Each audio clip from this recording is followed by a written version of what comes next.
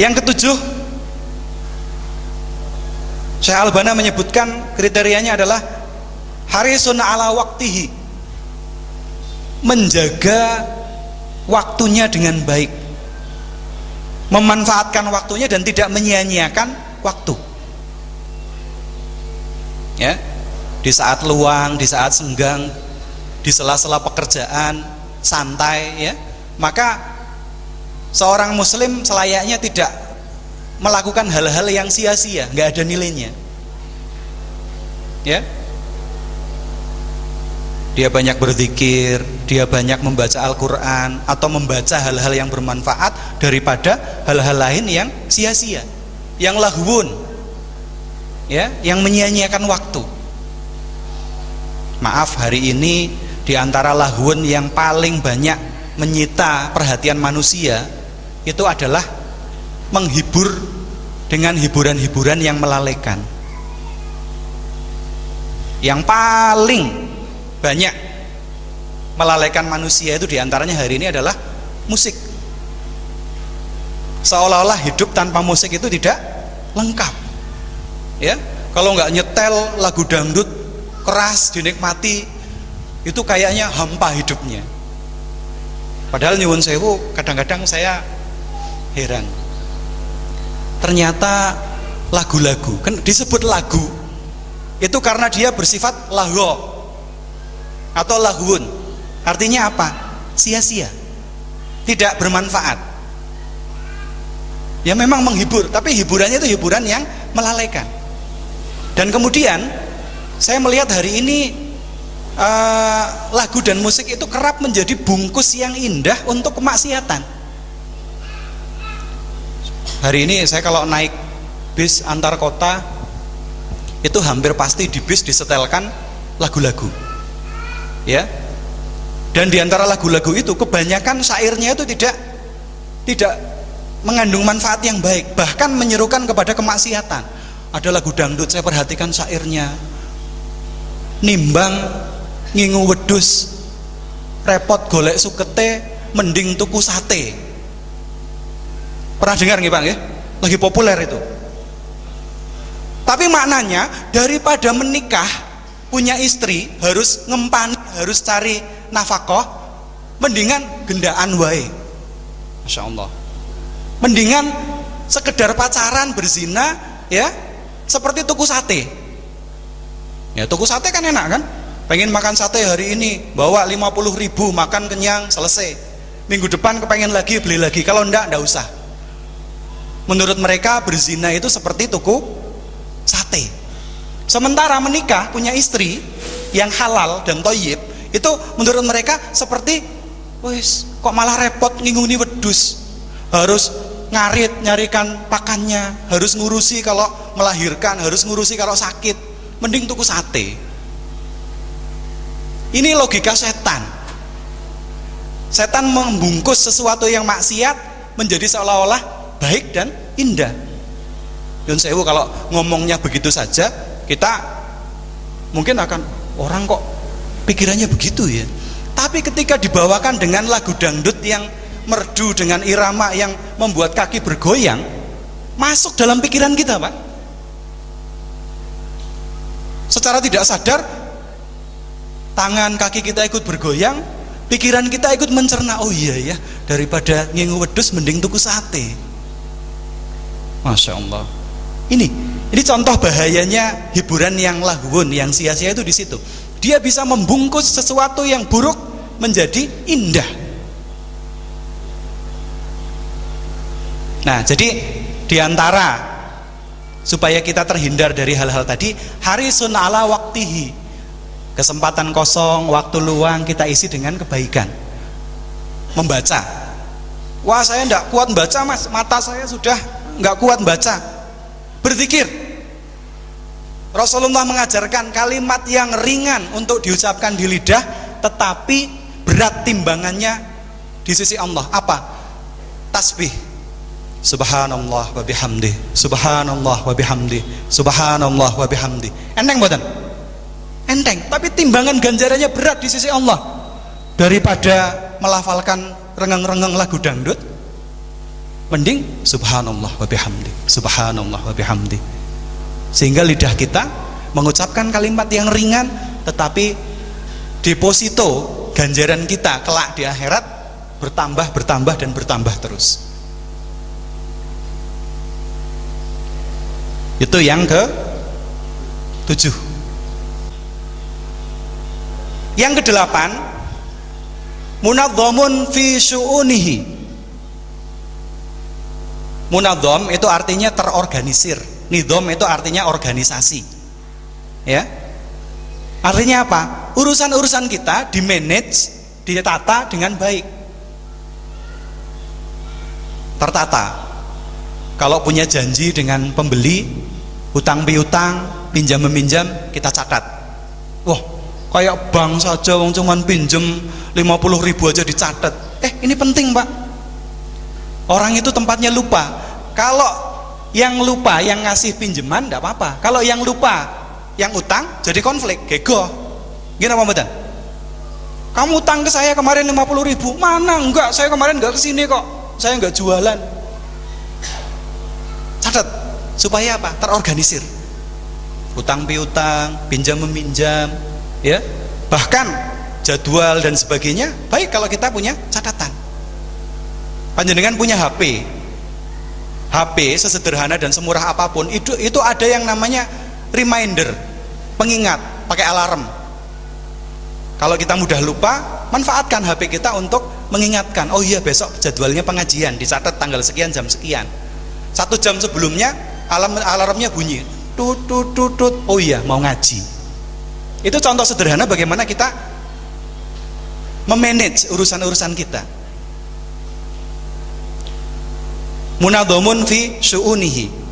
Kemudian yang 9, qadirun 'alal kasbi. Artinya apa? Independen, tidak tergantung kepada orang lain. Ya. Tidak menjagake kepada pemberian orang, tidak menjagake kepada rezeki yang datang melalui tangan orang lain. Tetapi berusaha bagaimana caranya rezeki yang kita makan adalah hasil keringat kita sendiri, hasil tangan kita sendiri. Itu ma'isyah yang terbaik menurut Rasulullah.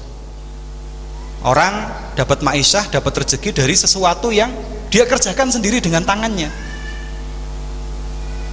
Ya. Qadirun 'alal kasbi. Dan kalau orang independen, Yun sewu, yang namanya jadi pegawai atau buruh, sebesar-besarnya gajinya buruh atau pegawai, itu ya dia kerja sama orang lain, rezekinya melalui aliran orang lain. Boleh, asal halal boleh. Tetapi secara nilai, ya, orang punya bisnis sendiri, orang punya usaha sendiri, ya, dia jadi bos meskipun kecil.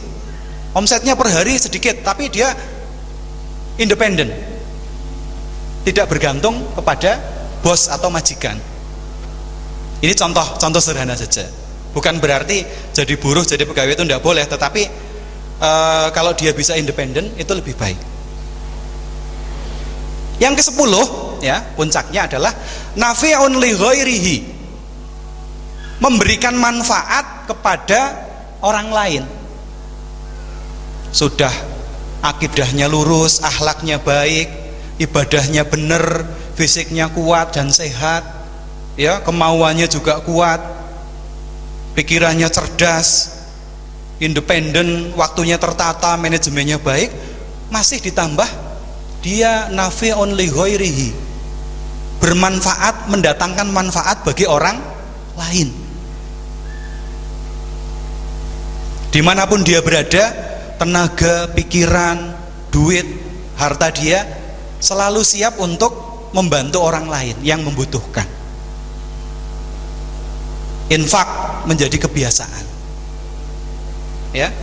Maka orang yang seperti ini, jika 10 karakter tadi itu bisa kita tumbuhkan dalam jiwa kita, insya Allah kita akan membangun pribadi-pribadi yang luar biasa, yang nanti akan membangun generasi Islam yang luar biasa juga, sebagaimana generasi Islam pada masa Rasulullah dan para sahabat. Mungkin itu yang dapat saya sampaikan. Mudah-mudahan bermanfaat. Niki oleh-oleh kathah ingkang nyatet mugi-mugi bermanfaat saged diwaos malih, ingkang mboten nyatet mugi-mugi saged dipun diingat-ingat. Itu saja yang dapat saya sampaikan. Billahi taufik wal hidayah. Mohon maaf atas segala kesalahan dan kekurangan. Assalamualaikum warahmatullahi wabarakatuh. Assalamualaikum warahmatullahi wabarakatuh.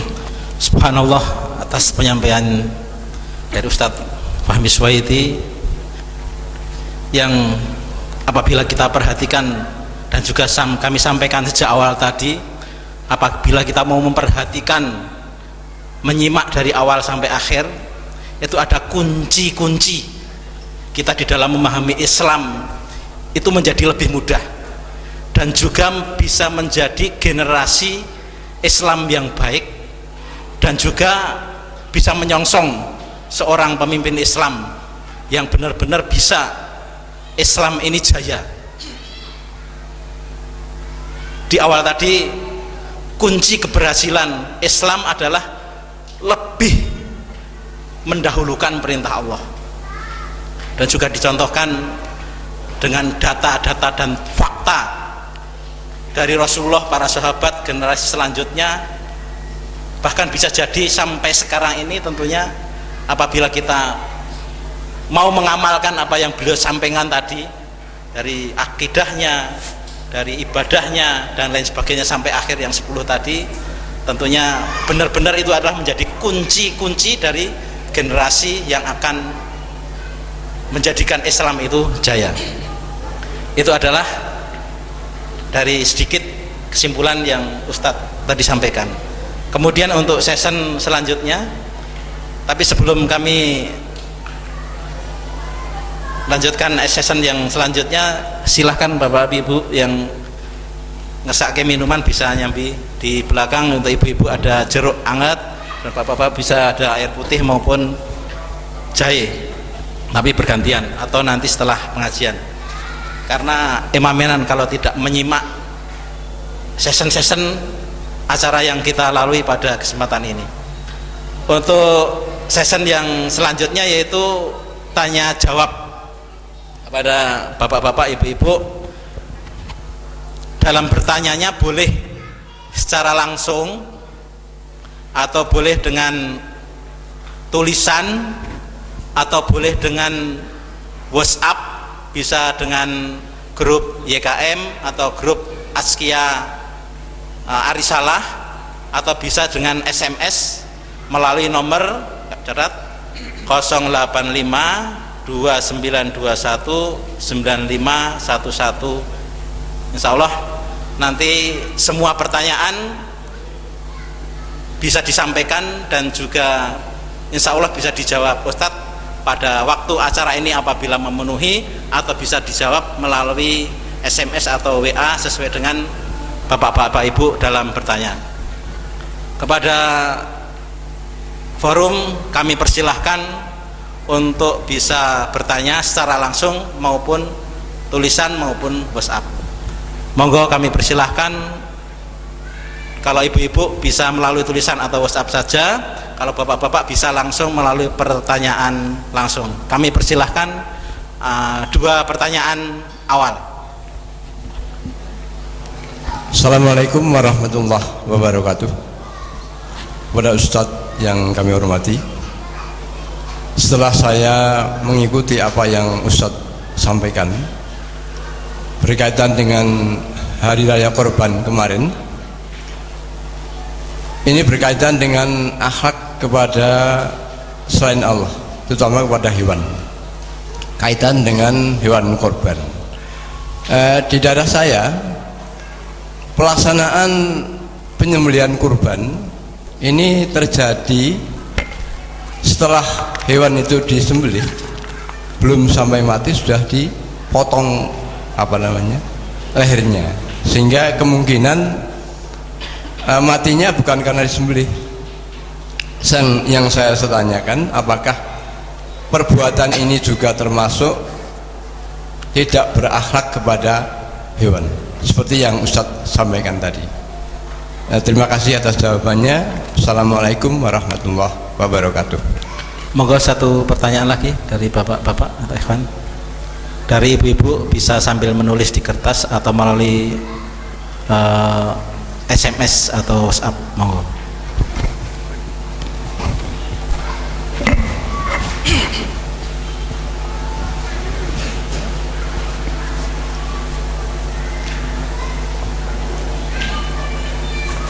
Bapak-bapak sebelah kanan ada yang ngersake pertanyaan, monggo.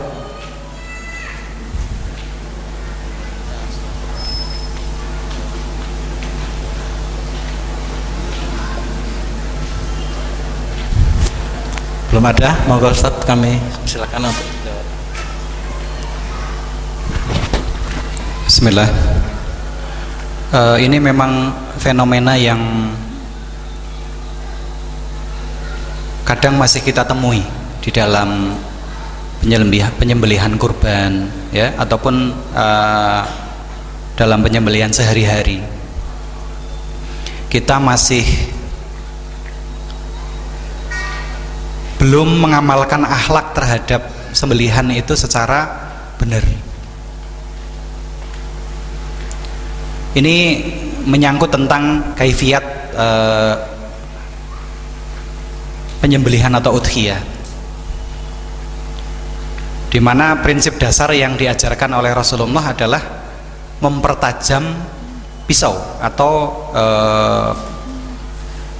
gaman yang dipergunakan untuk menyembelih.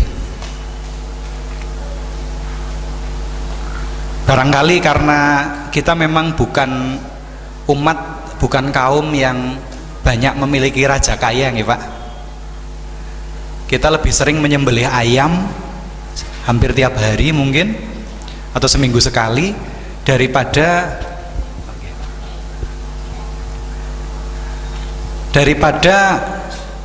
menyembelih binatang-binatang besar seperti kambing, sapi, dan yang lain-lain. Dahulu kebiasaan di desa, di kampung, termasuk di kampung saya itu, orang mau nyembelih itu cari Pak Kayim, cari Pak Modin, ya, Pak Kaum. Satu sisi itu memuliakan beliau sebagai tokoh yang ditokohkan karena wawasan keagamaannya. Di sisi lain, sebenarnya itu sebuah upaya untuk agar penyembelihan dilakukan oleh ahlinya. Karena Pak Modin pernah belajar tentang fikih penyembelihan, kemudian biasa untuk melakukan. Orang kalau nggak biasa menyembelih kan bisa sapi disembelih malah lari gitu. Maka itu memang perlu menjadi sebuah hal yang dipelajari bersama. Jangan sampai kita setiap tahun menyelenggarakan penyembelihan, atau bahkan kita, kalau kita jadi jagal atau ayam potong misalnya usahanya, kita menyembelih tetapi tidak menguasai syariat penyembelihannya. Nah, untuk hal yang seperti ini solusinya ya tidak ada lain kecuali kita kaji lagi tentang fikih udhiyah ini, dan kemudian kita amalkan dengan sebaik-baiknya. Mohon maaf, saya tidak terlalu menguasai detailnya kaifiat tentang fikih penyembelihan ini, ya. Tetapi saya yakin di setiap rujukan-rujukan fikih itu ada yang ketat sekali, seperti Imam Syafi'i yang sangat ketat dalam masalah penyembelihan, ya. Nah, itu monggo dikaji lagi, dan mungkin bisa jadi sebuah masukan untuk Madinah ini, Pak. Bagaimana menyelenggarakan pengajian sekaligus kursus simulasi penyembelihan hewan, baik kurban maupun untuk sehari-hari. Jadi mohon maaf, saya tidak bisa menjawab secara detail, saya tidak menguasai fikih itu secara detail, ya. Tapi insya Allah kalau kita punya kemauan, kita bisa mempelajari itu. Mungkin Madinah ataupun takmir Masjid Abdurrahman bin Auf ini bisa menyelenggarakan pelatihannya. Siapa tahu di antara bapak-bapak ada yang bisnis ayam potong tapi ternyata belum memahami fikih tentang penyembelihan yang benar.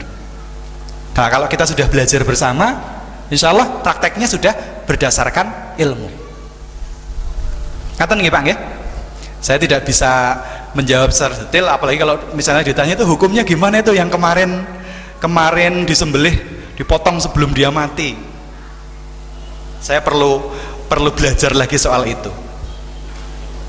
Tapi sebagai sebuah solusi, monggo diselenggarakan saja pelatihan seperti itu. Sama seperti pelatihan sholat jenazah, pemulasaraan jenazah dan sebagainya juga perlu kita biasakan untuk anak-anak kita generasi berikutnya itu tahu caranya. Ngaten mawon Pak jawaban kula. Ini ada yang tertulis? Dari Pak Bambang, untuk keperluan modal, bagaimana jika meminjam kepada bank, apakah bisa dapat berkah dengan riba tersebut, dan bagaimana solusinya? Ini juga nyon sewu, ini persoalan yang kesampar kesandung ya, apalagi di dunia bisnis, di pasar itu yang namanya berurusan dengan transaksi perbankan itu sehari-hari.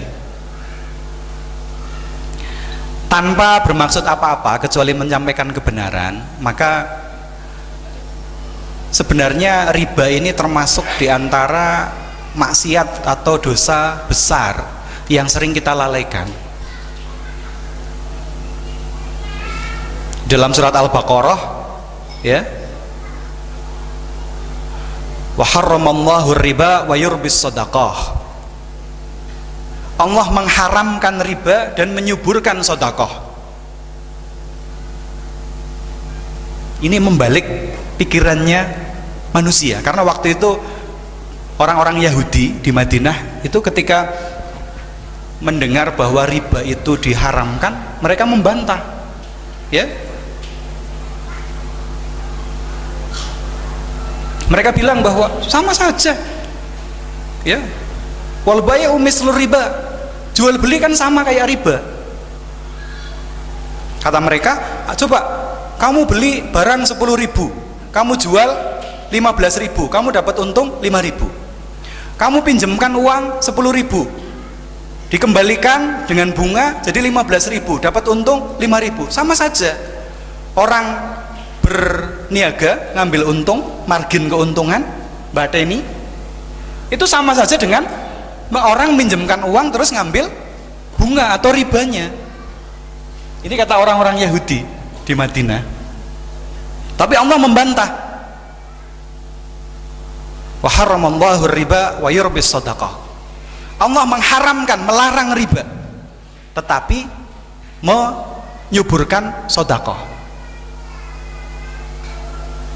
Artinya apa? Kalau kita meminjamkan uang, itu motifnya apa Pak? Membantu? Iya? Ya kalau kita mampu kita kasih. Saudara kita butuh berapa? 10 juta. Ini saya ada 20 juta, ini 10 juta buat kamu, ambil. Jadi sedekah. Ya? Atau ya udahlah, jangan.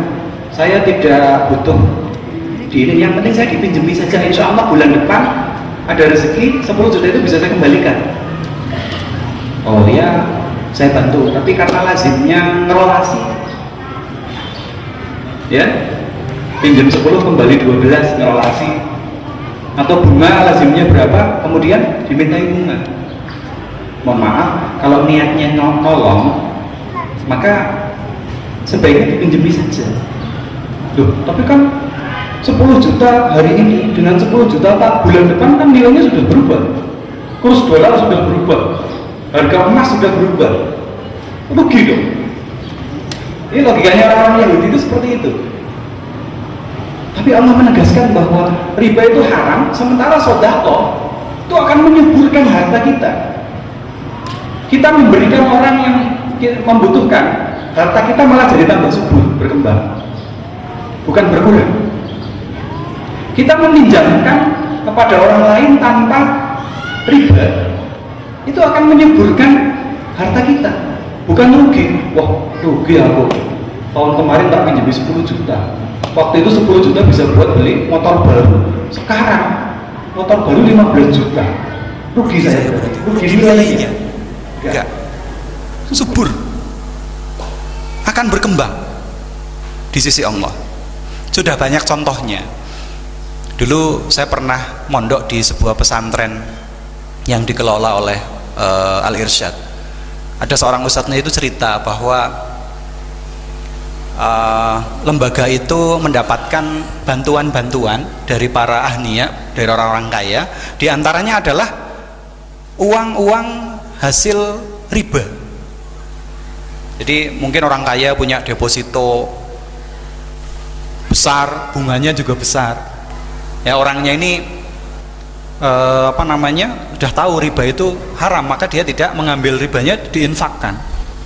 Jumlahnya besar, bisa buat beli motor, bisa buat bangun bangunan dan sebagainya. Tapi menurut cerita yang ustadz yang cerita kepada saya itu, ternyata barokahnya itu hilang. Ya, sekalinya dibelikan motor dipakai operasional yayasan atau lembaga, pola balik rusak. Sebentar rusak ke bengkel, rusak ini, rusak itu, rusak ini, rusak itu, padahal motor baru. Ya. Kemudian dibuatkan bangunan juga cepat rusak.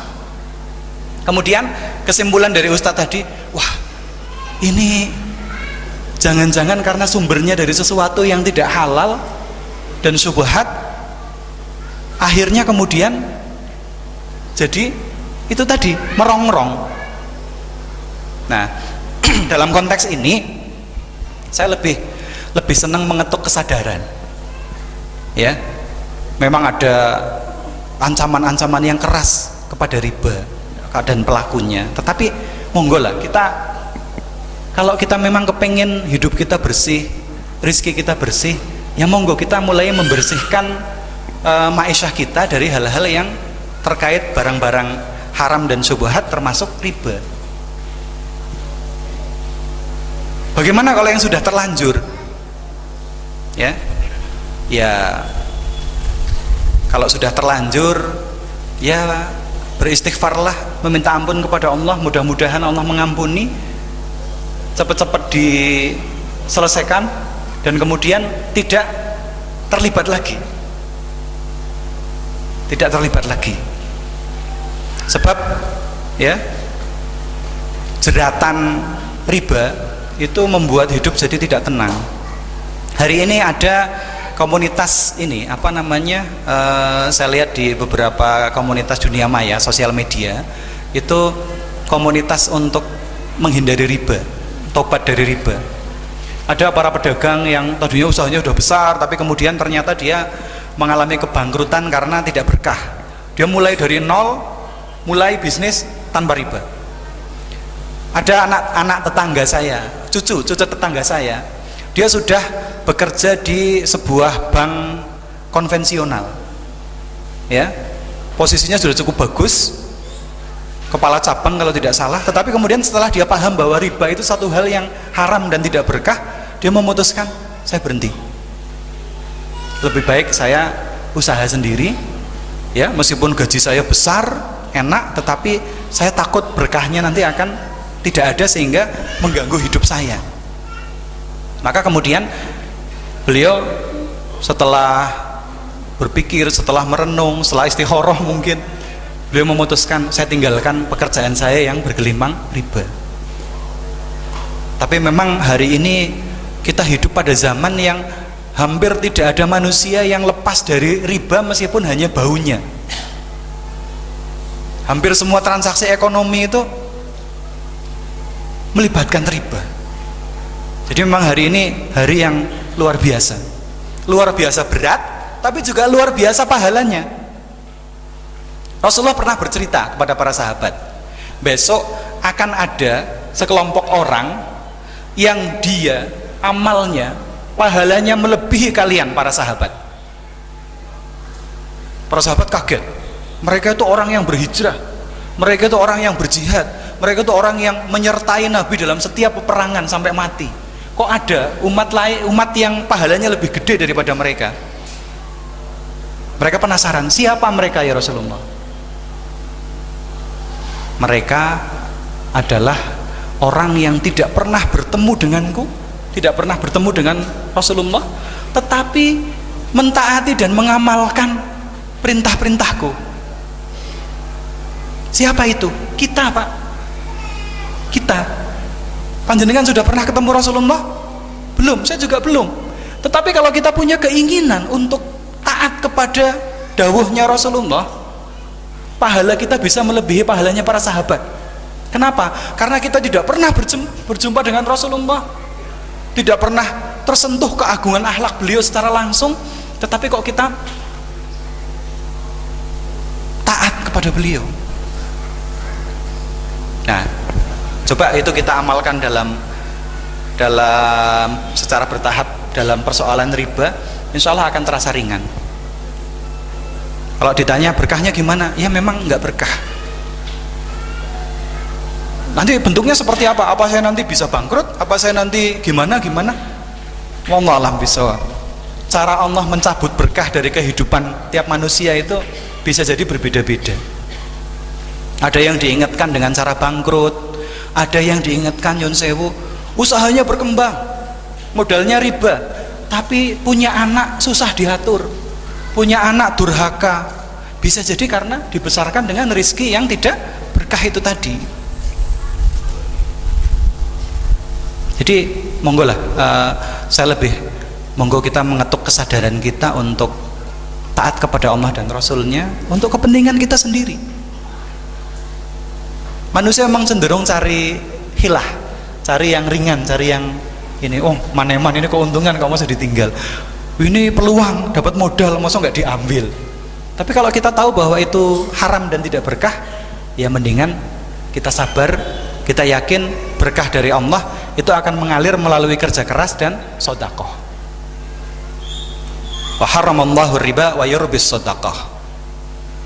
Nah, mudah-mudahan bermanfaat. Demikian jawaban saya. Alhamdulillah, dikira cukup untuk 2 pertanyaan saja bisa mewakili kita semua di dalam semua pertanyaan.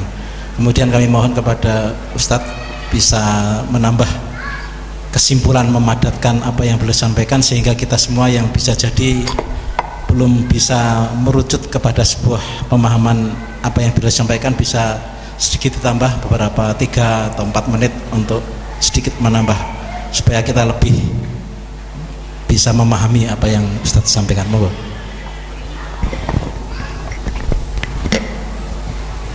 Sebagai sebuah penutup, kesimpulan yang dari sekian banyak disampaikan tadi, ada sebuah janji Allah bahwa kita akan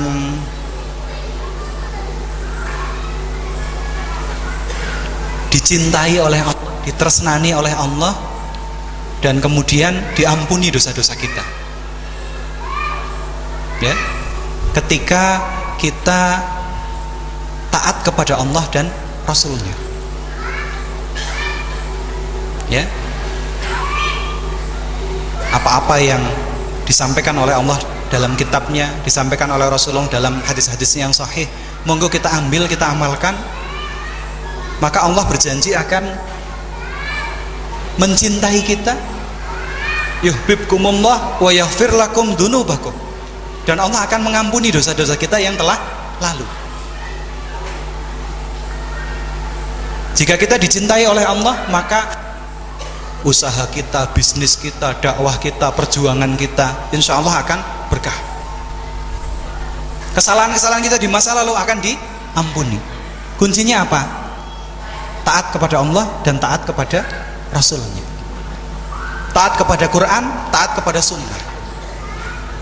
Itu yang dapat saya sampaikan, dan mudah-mudahan itu bisa menjadi fondasi untuk kita membangun generasi Islami pada zaman yang penuh dengan godaan ini.